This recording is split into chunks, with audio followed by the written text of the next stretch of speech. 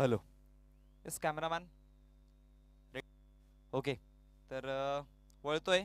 आजचा दुसरा दिवस आणि दुसऱ्या दिवसाची पहिली मॅच. एका बाजूला आहे रॉयल क्लब झिडके, तर एका बाजूला आहे मित स्पोर्ट्स कवाड ए. यस दोन मातरबज संघ. आणि नाणेफेकीची कौल प्रथम तर नाणेफेकीची ओळख करून देऊयात. एका बाजूला ज्ञानेभाई स्मृती आणि एका बाजूला जय बजरंग. यस कॉलिंग कोण करते? जय बजरंग अशी calling and Jai Bajrang. Yes नाणेफेकीचा कौल मित कवाड संघ जिंकलाय. तर वळतोय मित कवाड संघाच्या कर्णधाराकडे. सर्वप्रथम सकाळचं सत्र आहे, नाणेफेकीचा कौल जिंकलात आणि समोर रॉयल क्लब झिडके संघ आहे. काय निर्णय असेल तुमचा? क्षेत्ररक्षण. यस प्रथमतः क्षेत्ररक्षण निवडण्याच्या पाठीमागची रणनीती काय, आणि या सकाळच्या सत्रामध्ये चेंडू तेवढे ट्रॅव्हल होत नाही, म्हणजे किती धावांपर्यंत रोखण्याचा तुमचा प्रयत्न असेल? सामनेचा संघ चांगला आहे, आम्ही कमीत कमी धावांपर्यंत रोखण्याचा प्रयत्न करू.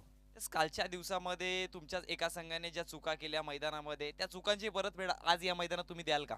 नाही. हो हो.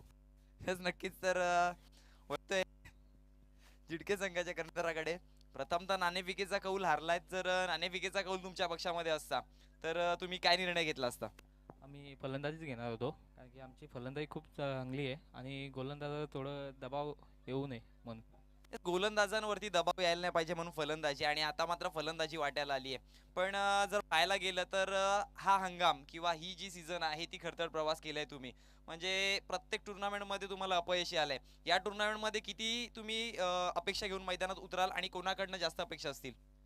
नक्कीच आम्ही आतापर्यंत जेवढ्या टुर्नामेंट खेळलो, काही चुकांमुळे आम्ही पराभूत झालो आहे आणि त्या चुका वारंवार होणार नाही. आणि नक्कीच मनीष पाटील आहे आणि श्रीराम पाटील आहे, हे आशिष गायकवाड आहे, हे जर फॉर्ममध्ये आले तर नक्कीच आमची टीम फायनलला पोहोचू शकते.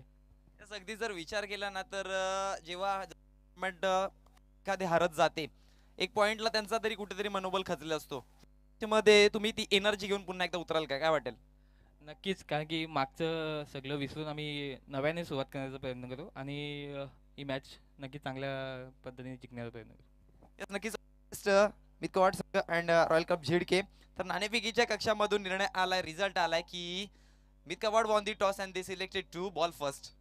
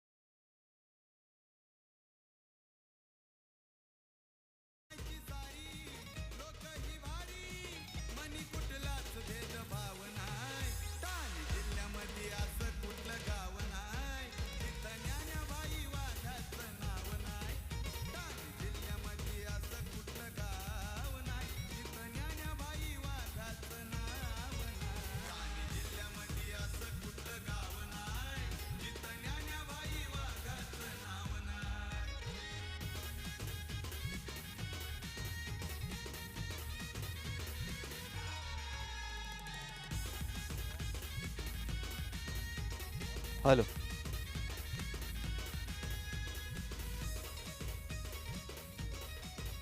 हॅलो यस धन्यवाद डीजे.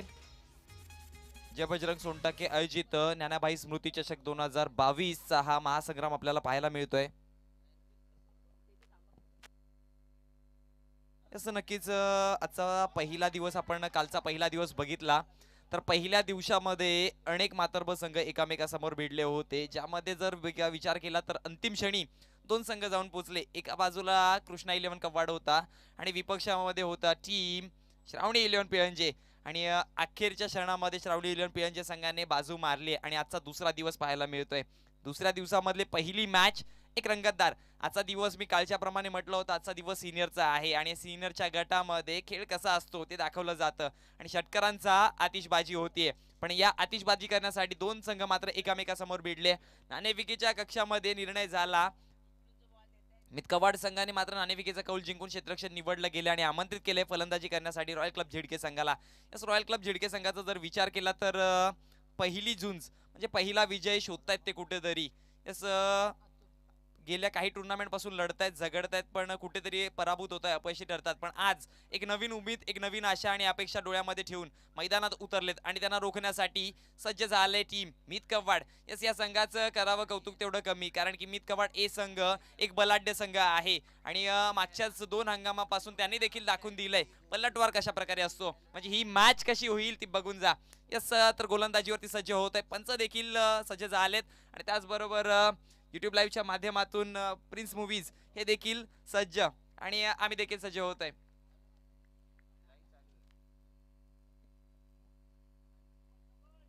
सर गोलंदाज सज्ज होत आहे. षटक क्रमांक पहिला घेऊन अतुल. स्ट्रायकर एंडला महेश पाटील, नॉन स्ट्रायकर एंडला हनुमंत पाटील. पहिला चेंडू अतुल्याचा महेश पाटीलच्या विरोधात पॉवर प्लेचा. हा चेंडू फुलटॉस होता, तेवढा फायदा उचलता आला नाही पण एक धाव कंप्लीट केली जाईल आणि एका धावेच्या जोराने धावसंख्या फलकावरती 1 ने वाढेल. श्रीगणेशा केला जातोय, खातं उघडलं जातं. मग असं अनेकदा म्हणतात ना की तुमची सुरुवात एकापासून जेव्हा होते ना तेव्हा तुमची ही गोड सुरुवात असं म्हटलं जातं, कारण की चांगली सुरुवात करायची असेल तर मोठ्या फटक्याऐवजी 1 रन पहिल्यांदा घ्या आणि त्यानंतर नॉन स्ट्राईकवर जाऊन पुन्हा एकदा स्ट्रायकर आल्यावरती तुमचा आक्रमकता दाखवा. हे अनेकदा आपण मोठ्या खेळाडूंकडे बघतो आणि तेच महेश पाटीलकडे पाहायला मिळालं. अतुल पुढचा चेंडू यावेळेस down the ground straight drive चेंडूला खेळून काढलाय. पाठीमागे खेळाडू तैनात होता. मग या गोलंदाजाचं जर विचार केला ना तर ज्या प्रकारे तो क्षेत्ररक्षण सजवतो त्या प्रकारची त्याची गोलंदाजी असते. म्हणजे जसं चक्रव्यूह आहे तशी रणनीती आहे हे अनेकदा त्याने दाखवून दिले आणि सातत्याने मोठमोठ्या फलंदाजाने याने मात्र गाठलंय. तोच अतुल गोलंदाजीवरती पुन्हा एकदा सज्ज होतोय. 2 चेंडूंचा खेळ झालाय, धावसंख्या फलकावरती 2. तिसरा चेंडू महेश पाटीलच्या बॅट मधनं यावेळेस मिस टाइम स्ट्रोक आणि पहिला विकेट बसताना बॅक टू दी डगआउट.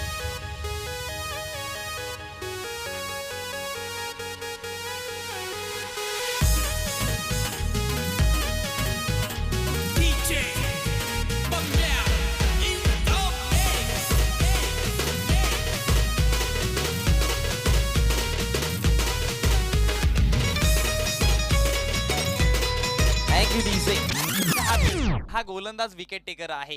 ह्याच्या हातामध्ये जेव्हा जेव्हा कर्णधार चेंडू देईल तेव्हा तेव्हा तो कर्णधाराला नक्कीच कौतुकाची थाप द्यायला भाग पाडेल, कारण की त्या प्रकारची सातत्याने गोलंदाजी करत आलाय. महेश पाटील त्या जाळ्यामध्ये कुठेतरी फसला, अगदी त्याला प्रवृत्त केलं गेलं मोठा फटका मारण्यासाठी. ऑफस्टंपच्या बाहेर चेंडू होता आणि त्याने फक्त एक ड्राईव्ह करण्याचा प्रयत्न केला.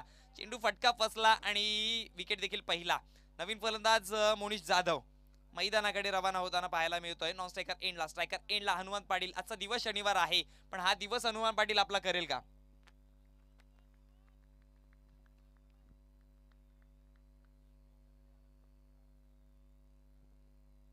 गोलंदाज पुन्हा एकदा सज्ज होतोय अतुल. पुढचा चेंडू इथे देखील फटका फसलाय. पाठीमागे खेळाडू तैनात आणि खेळ विसावलीये.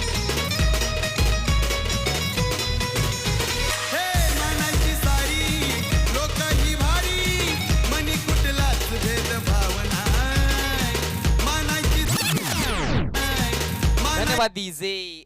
अब क्या करेंगे टीम झिडके, क्योंकि फंस चुकी है पूरी तरह से. अनेकदा मी म्हटलंय पॉवर प्ले मध्ये एकापेक्षा जास्त जेव्हा तुम्ही विकेट टाकाल तेव्हा प्रेशर तुमच्यावरती असतो आणि ते काम केले अतुलने. बॅक टू बॅक 2 विकेट घेतल्यात आणि हॅट्रिक वरती आता सवार असतील. स्ट्रायकर एंडला मोनिश जाधव या संघाचा करता धरता आणि या संघाचा कर्णधार जेव्हा मैदानात कर्णधार असतो तेव्हा परिस्थिती वेगळी असते, कारण की अनेकदा आपण बघतोय की कर्णधारावरती खूप सारी जिम्मेदारी असेल आणि यावेळेस हा कर्णधार काय करतोय. यस, नाणेफेकीच्या कक्षामध्ये टॉस बॉक्स मध्ये नक्कीच पॉझिटिव्ह विचाराने मैदानात उतरलेला, पण आता काय करेल नवीन फलंदाज मैदानामध्ये गोकुल पवार. गोलंदाज अतुल सज्ज होतोय आपला पुढचा चेंडू घेऊन. 4 चेंडूंचा खेळ झालाय 2 धावांच्या समाप्तीनंतर 2 विकेट वरती. हा चेंडू अपील, स्ट्रॉंग अपील केलीये आणि पंचांचा निर्णय काय येईल तर हा निर्धाव चेंडू असेल. मग काय इथे हा चेंडू ताकदीचा होता. नक्कीच तुम्ही रिप्ले मध्ये बघू शकता कशा प्रकारे चेंडू हाताळलाय. असं ऑफस्टंपच्या बाहेर चेंडू घुटना टेकून हा फटका मारण्याचा प्रयत्न होता कुठेतरी. भाग्यशाली राहिला फलंदाज. यस, बॅटची एज देखील घेतली असती.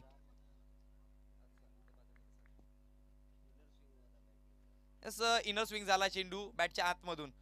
पुढचा चेंडू यावेळेस हवेत मिस टाइम स्ट्रोक आणि ओ हो झेल ड्रॉप केलीये. मोनिश जाधव सारख्या फलंदाजाची झेल सोडणं म्हणजे कुठेतरी चुकी ठरेल की काय हे दाखवून द्यावं लागेल. कालच्या दिवसामध्ये देखील आपण हेच परिस्थिती बघितली होती. यस, श्रावणी 11 पिळंजे संघाचा मॅक्स म्हणजे मॅक्सवेल याची झेल सुटली आणि त्यानंतर त्याचा पलटवार पाहायला मिळाला होता.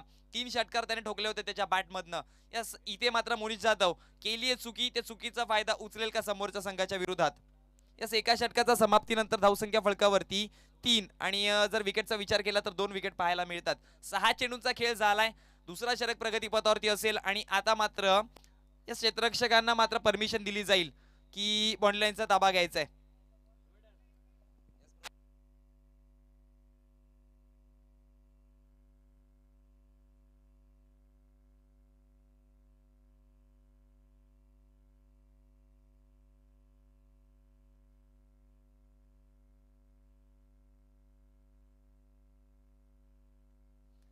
बघा ज्या प्रकारे गोलंदाजी हाताळली होती ना त्याच प्रकारची गोलंदाजी हाताळण्यासाठी त्याच्या पावलांवरती पाऊल ठेवण्यासाठी गोलंदाज किरण सज्ज होतोय.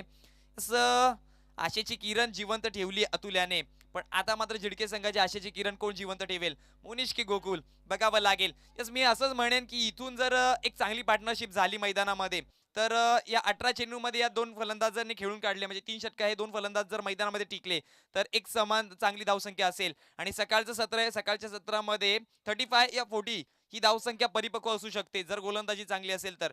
पण ही 35-40 पर्यंत जाण्यासाठी देखील तुम्हाला प्रयत्न करावे लागतील. प्रयत्नांसोबत लढावं लागेल, प्रयत्नांसोबत झुंज द्यावी लागेल आणि ती झुंज देताना हे 2 फलंदाज लढतायत गोलंदाजांविरुद्ध.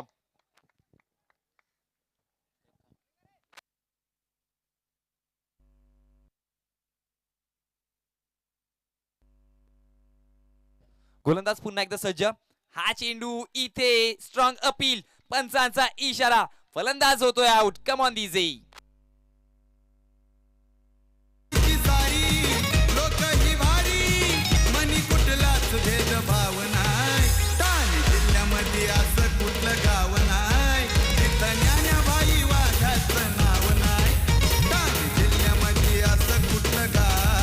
Thank you DJ. Yes, Monish Jadhav बघू शकता तुम्ही कशा प्रकारे विकेट मैदानामध्ये मोनिशचा पडला. यस, चेंडू तेवढासा बॅटवरती आला नाही.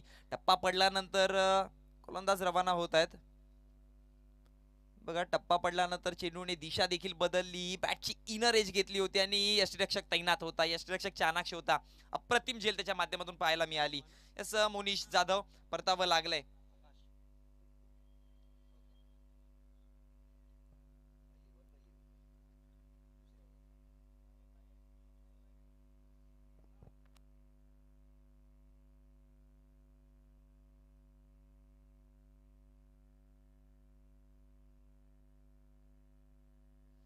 तर गोलंदाज पुन्हा एकदा सज्ज होतोय. किरण, पुढचा चेंडू आकाश गायकवाड स्ट्रायकर एंडला. हा चेंडू पुन्हा एकदा फसलाय हवेत आणि बॅक टू बॅक पुन्हा एकदा 2 विकेट.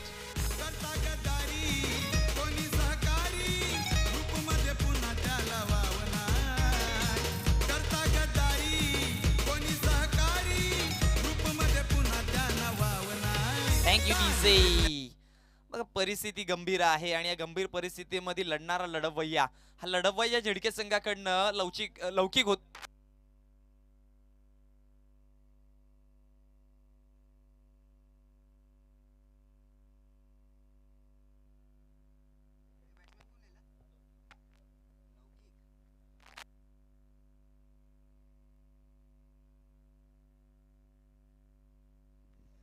यस, या गंभीर परिस्थितीमध्ये लौकिक लढेल का हे बघावं लागेल.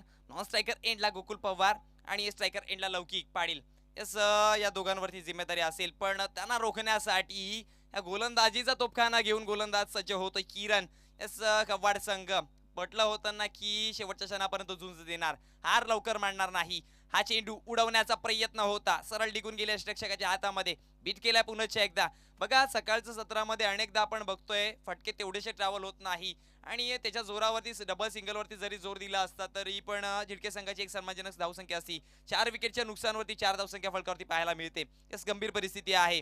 पुढचा चेंडू पुन्हा एकदा आडव्या पट्ट्याचा फटका नादात मध्ये विकेट गमावला जातोय. Laukik Patil back to the dugout.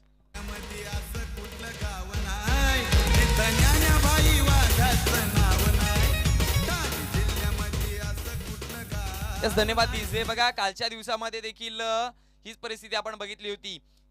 8 धाव्यांवरती all out झाला होता तो संघ आणि यावेळेस देखील झिडका संघ त्याच कगारवरती जाऊन पोहोचलाय. यस, ऑल आउट होईल की काय असं देखील मनामध्ये आता एक प्रश्न उतरत चाललाय. कोण जाईल मैदानामध्ये आणि आपल्या संघाची पारी थांबवून धरेल हे बघावं लागेल. आता मात्र दोन बंधू मैदानामध्ये, गोकुल पवार आणि विकास पवार ही जोडी, पवार बंधूंची जोडी मैदानामध्ये कशा प्रकारे रंग लावते. आणि यापुढील होणारी मॅच एका बाजूला असेल जय बजरंग खोनी संघ आणि त्यांच्या विपक्षामध्ये असेल टीम जय हनुमान खोनी आणि त्यांच्या विपक्षामध्ये असेल जय दुर्गा रामवाडी संघ.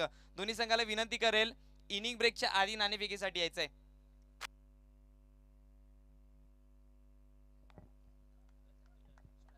स्ट्रायकर एंडला विकास पवार, गोलंदाज सज्ज. हा चेंडू पुन्हा एकदा मोठा फटका आणि पंचांचा इशारा येतो, षटक समाप्त होतोय. बघा, मला एवढंच म्हणायचं आहे, मी कालच्या दिवसामध्ये एका गोष्टीचा उल्लेख केला होता आणि आज पुन्हा एकदा करीन. कितीही मोठा संघ असू द्या, कितीही मोठी त्यांच्यामध्ये मोठमोठे फलंदाज असू द्या, जर 4 षटकांची मॅच असेल म्हणजे 4 षटक म्हणजे 24 चेंडू, तुम्ही 24 चेंडू मध्ये 24 षटकार मारू शकत नाही. डबल सिंगल हे खूप जास्त इम्पॉर्टंट आहेत आणि म्हणून की काय असं म्हटलं जातं की क्रिकेट विश्वामध्ये डबल सिंगल म्हणजे क्रिकेटची लाईफलाईन असं म्हटलं जातं आणि ती लाईफलाईन जर तुम्ही घेऊन मैदानामध्ये उतरलं नाही तर तुम्ही कसा खेळ चांगला दाखवाल हे झिडके संघाने शिकलं पाहिजे कुठेतरी. प्रत्येक चेंडूवरती मोठा फटका मारण्याच्या ऐवजी प्रत्येक चेंडूवरती डबल सिंगल बघा, एक चेंडू खराब मिळतो आणि त्या चेंडूवरती मोठा उत्तर द्या. यस, या प्रकारची जर रणनीती ठेवली, 10च्या सरासरीने जरी धावले असते तरी पण 40 धावसंख्या फलकावरती जाऊन जोडली असती. ही स्ट्रॅटेजी मनामध्ये कुठेतरी बनवली पाहिजे. एक रणनीती चांगली जेव्हा तुम्ही मनामध्ये बनवाल तेव्हा तुम्ही चांगला खेळ दाखवू शकता. पण अजून देखील वेळ गेली नाहीये. 12 चेंडूचा खेळ झालाय, धावसंख्या 5 विकेटच्या नुकसानवरती 4 म्हणजे 12 चेंडूचा खेळ बाकी असेल. येणाऱ्या 12 चेंडूवरती हे दोन बंधू काय करतील मैदानामध्ये आणि त्यांना रोखण्यासाठी आणखी एक 30 सरास गोलंदाज सज्ज होतोय. The express of Kawad Harshad.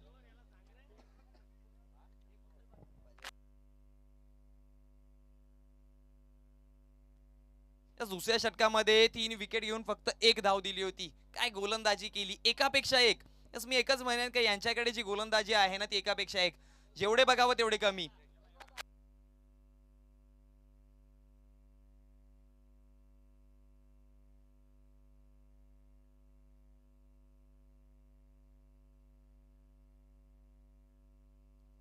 हा चेंडू नक्कीच बघू शकता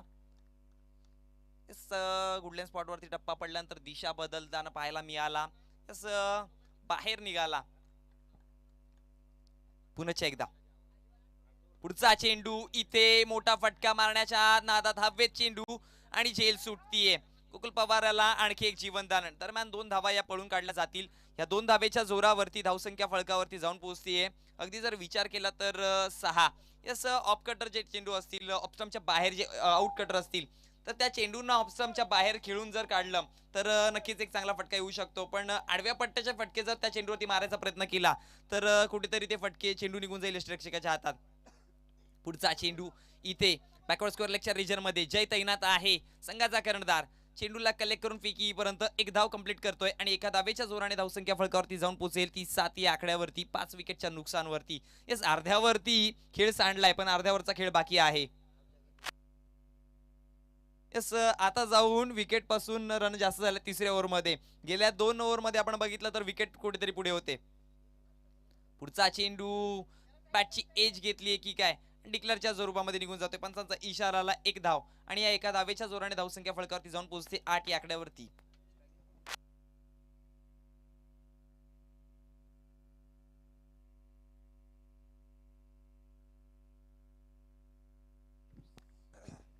गोकुल पवार पुन्हा एकदा स्ट्रायकर एंडला. गोलंदाज सज्ज होतोय. हा चेंडू बॅटच्या फेसवरती आला नाही. मिडॉनच्या क्षेत्रामध्ये चेंडू ट्रॅव्हल होतोय. एकदा वंकित केली जाते. दुसऱ्या धावेचा देखील प्रयत्न आणि इथे मात्र 2 धावा कंप्लीट करतायत. या 2 धावेच्या जोरावरती धावसंख्या फलकावरती जाऊन पोहोचतीये. ती तब्बल 10 या आकड्यावरती दुहेरी आकड्यामध्ये प्रवेश केला जातोय. जेवढे विकेट पडले त्याला 2 ने गुणाकार करा तेवढ्या धावसंख्या फलकावरती आपल्याला पाहायला मिळते. खूप कमी धावसंख्या आहे. ज्या प्रकारचा खेळ मैदानामध्ये पाहायला मिळतोय थोडीशी बिकट परिस्थिती असेल झिडके संघावरती आणि कव्वाड संघ अखेर एक राहतचा श्वास घेत असेल की कुठेतरी अजूनपर्यंत एक चांगली परिस्थिती आम्ही बनवून ठेवली. गोलंदाज पुन्हा एकदा सज्ज. पुढचा चेंडू इथे उचलण्याचा प्रयत्न पण पंचांचा इशारा येईल. षटक समाप्त होतंय. 18 चेंडूंच्या समाप्तीनंतर धावसंख्या फलकावरती 10. हा चेंडू बघा मी म्हटलं होतं अपस्टमच्या बाहेर जे चेंडू असतील ना त्यांना तुम्ही जेव्हा आडव्या पट्ट्याचा फटका मारण्याचा प्रयत्न कराल तेव्हा तुम्ही अपयशी ठराल. यस त्या फटक्यांना जर तुम्हाला बॅटमध्ये घ्यायचं असेल तर क्रीजची गहराई यूज करावी लागेल. शफल करावं लागेल. नाही तर तुम्हाला ऑफसाईडचा रिजन आहे. यस कव्हर पॉईंट किंवा एक्स्ट्रा कव्हरच्या रिजन मध्ये देखील या प्रकारचे तुम्ही फटके टोलावू शकता. यस ड्राईव्ह करू शकता या चेंडूंना. पण तुम्ही जर अक्रॉस दी हँड लेफ्ट हँडचा यूज केला जास्त तर हे फटके नक्कीच यष्टिरक्षकाच्या हातामध्ये जातील म्हणजेच निर्धाव चेंडू जातील.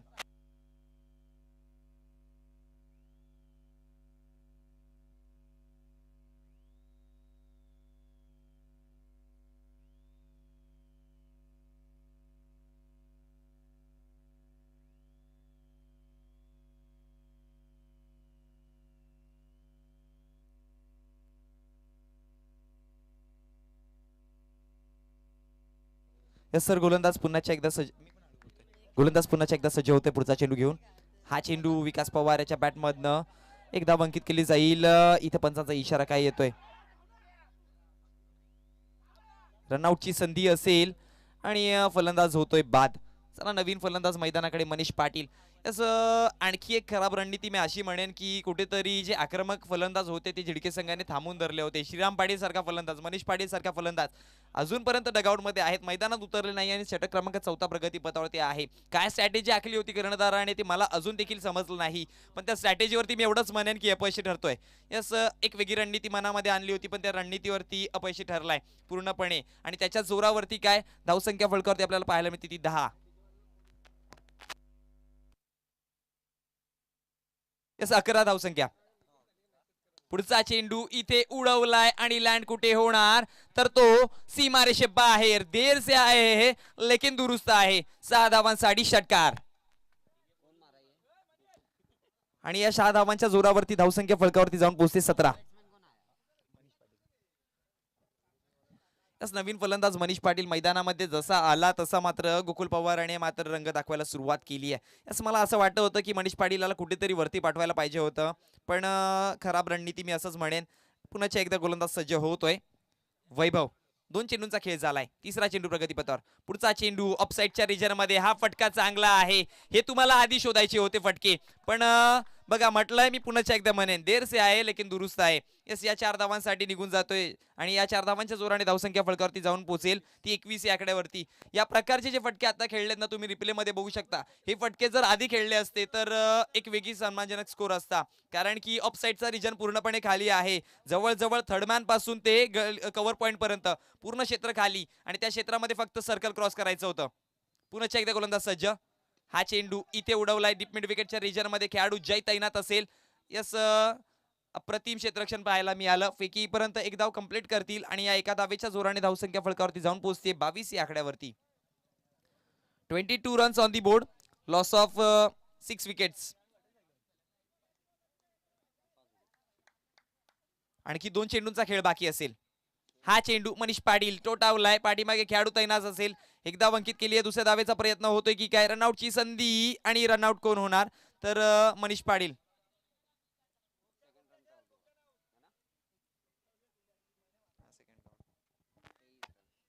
धावसंख्या फलकावरती 23.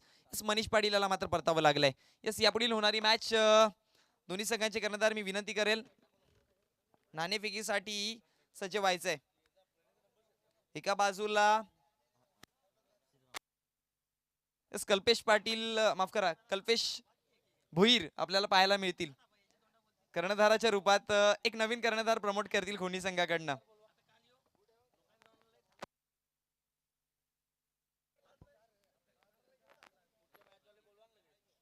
आणि टीम रामवाडी संघाचा कर्णधार मी विनंती करतोय, टीम रामवाडी संघाचे कर्णधार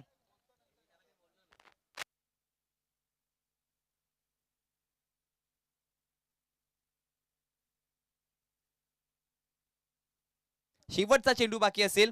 गोलंदाज सज्ज झालाय गोकुल पवारच्या विरोधात. धावसंख्या फलकावरती आपल्याला पाहायला मिळते ती 23. हा चेंडू निर्धावच्या स्वरूपामध्ये पण विकेट आणि यस याच्या जोरावरती 23 धावसंख्या फलकावरती जोडली गेली आहे.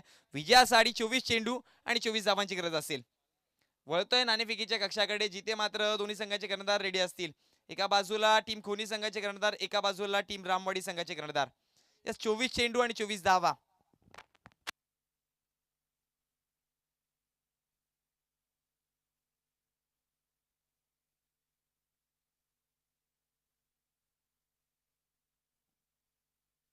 आणि एका बाजूला न्याबाई सुती. तर कॉलिंग कोण करते? खुनी संघ.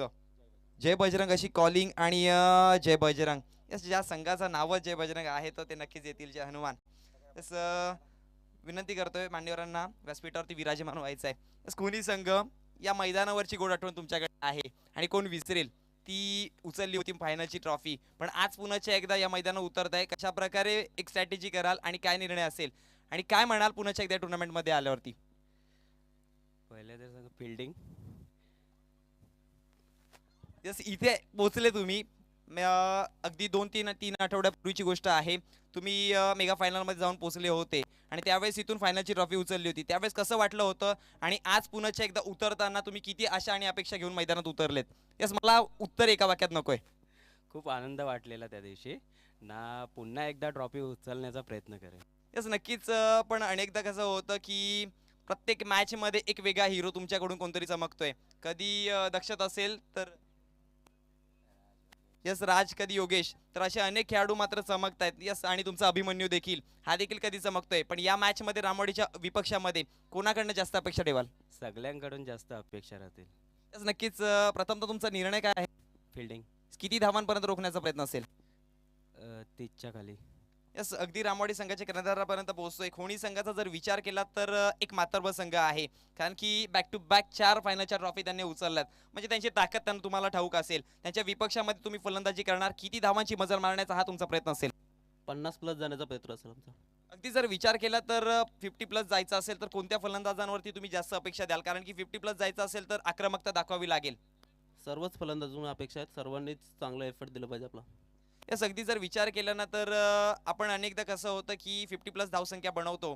कालच्या दिवसामध्ये देखील बघितला, एक संघ होता 53 धावा जोडल्या पण डिफेंड करता आल्या नाही. त्यानंतर गोलंदाजाची जिम्मेदारी खूप जास्त मोठी असते, कारण की फलंदाज देखील आक्रमक त्यावेळेस होतात.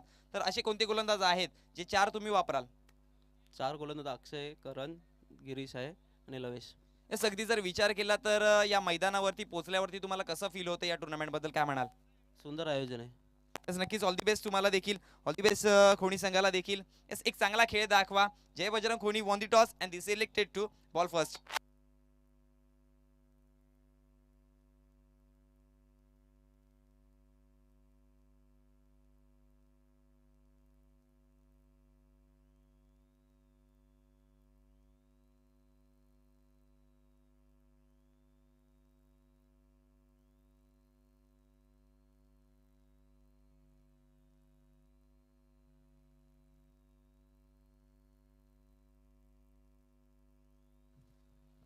चला वळतोय मॅच कडे.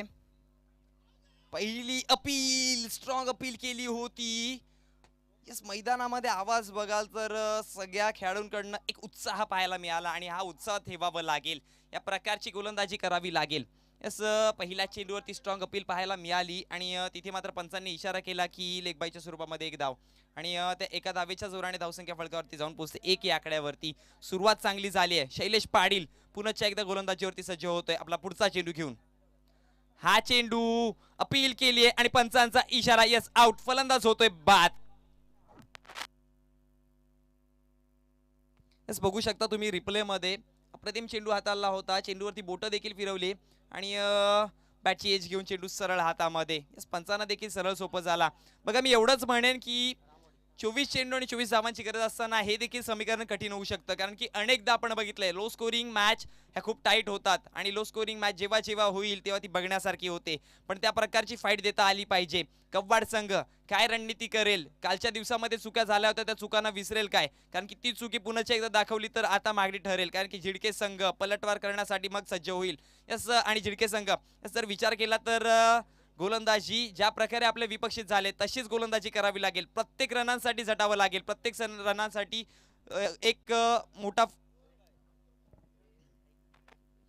मोठी फाईट द्यावी लागेल आणि ती फाईट देताना पाहायला मिळतोय. 2 चेंडूचा खेळ झालाय, धावसंख्या फलकावरती 1, एका विकेटच्या नुकसानवरती.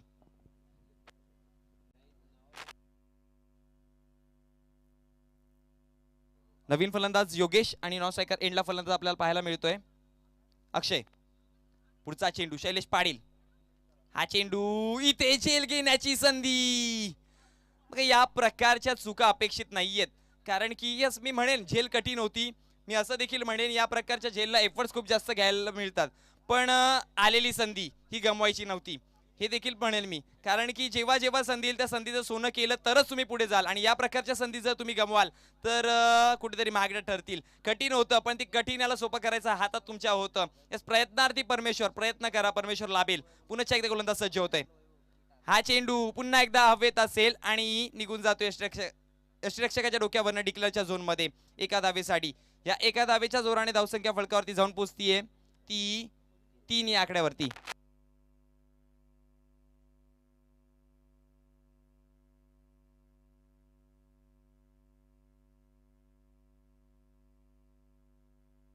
अक्षय मैदानाच्या बाहेर आहे आणि वैभव माफ करा चुकी झाली. पुन्हा एकदा गोलंदाज शैलेश पाटील सज्ज होतोय आपला पुढचा चेंडू घेऊन. हा चेंडू लॉफ केलाय आणि आता काय असेल तर आता मिळेल षटकार. 6 धावांसाठी आणि या 6 धावांच्या जोरावरती धावसंख्या फलकावरती जाऊन पोहोचतीये ती तब्बल 9 या आकड्यावरती. बघा चुकी झाली, एक झेल सुटते आणि झेल सुटल्यावरती काय होतं ते दाखवून दिलं. चेंडूवरती प्रहार पाहायला मिळालं 6 धावांसाठी आणि धावसंख्या फलकावरती नेऊन ठेवली. 24 चेंडूंचा पाठलाग करताना ती 9 या आकड्यावरती. म्हणजे समीकरण सोपं करायला आता इथून सुरुवात केली आहे. याच प्रेशर न घेता पलटवार करायला सुरुवात केली टीम कव्वाड संघाने. ज्या कव्वाड संघाला ज्या फलंदाजीसाठी ओळखलं जातं ती दाखवली जाते.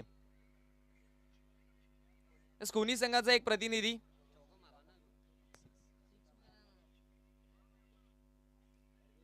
कोणी संघाचा एक प्रतिनिधी आमच्यापर्यंत जोडा आणि रामवाडी संघाचा.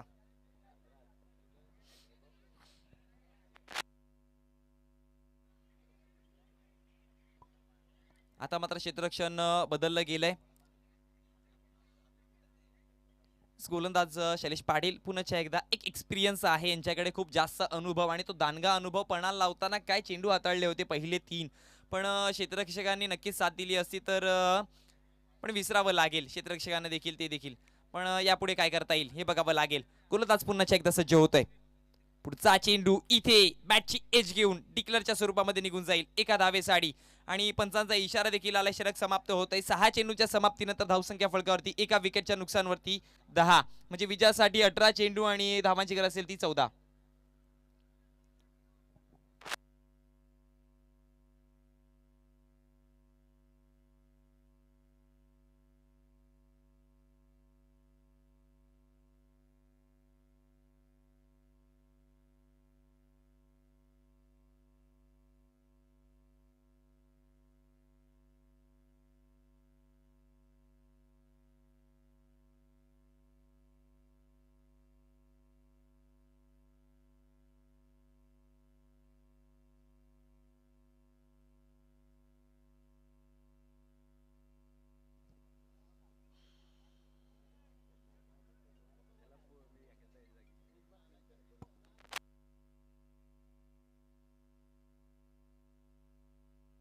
तर षटक क्रमांक 2 प्रगतीपथावरती असेल. विकास पवार याला गोलंदाजीवरती आणला गेलाय.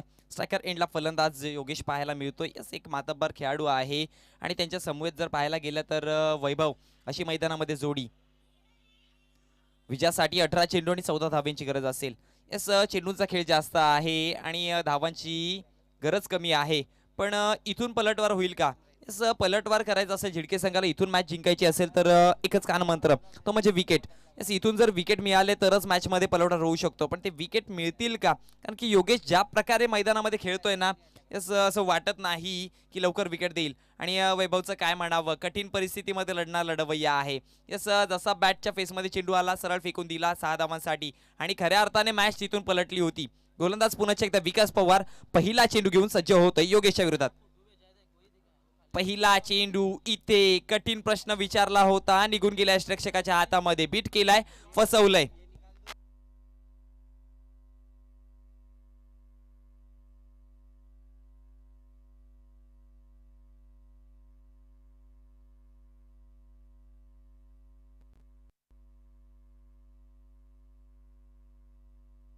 गोलंदाज पुन्हा एकदा सज्ज होतोय आपला पुढचा चेंडू घेऊन विकास. हा चेंडू हवेत, मिस टाइम स्ट्रोक असेल. श्रीराम पाटील झेल कलेक्ट करतायत की काय, बघ दुबक आणि तिसऱ्या सनी चेंडूला धाडून दिलं षटकारासाठी.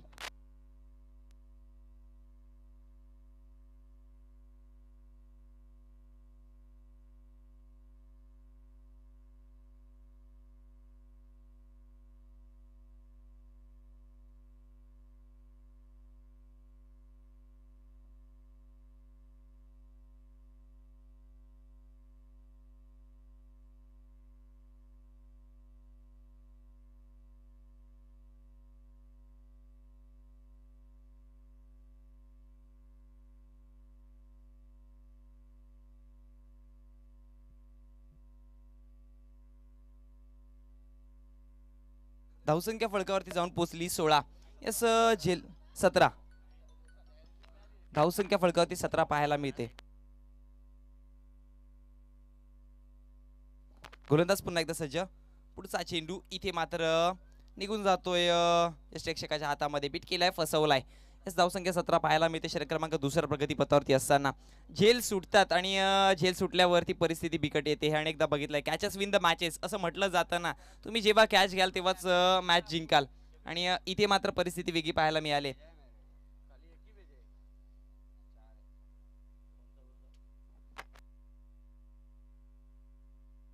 पुढचा चेंडू इथे रनआउटची संधी होईल की काय, पण सावरलं गेलंय.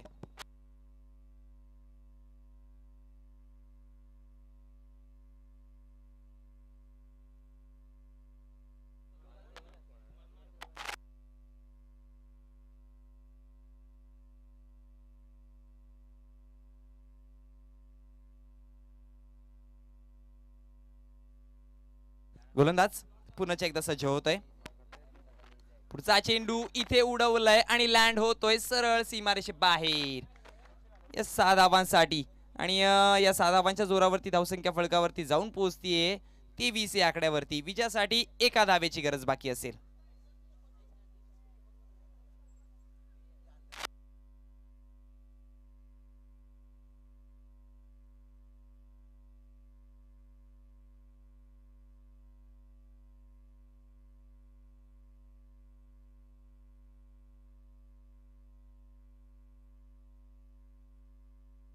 बघा ही 1 धाव पण अशी दिली गेली मनीष पाटीलच्या हातामधनं.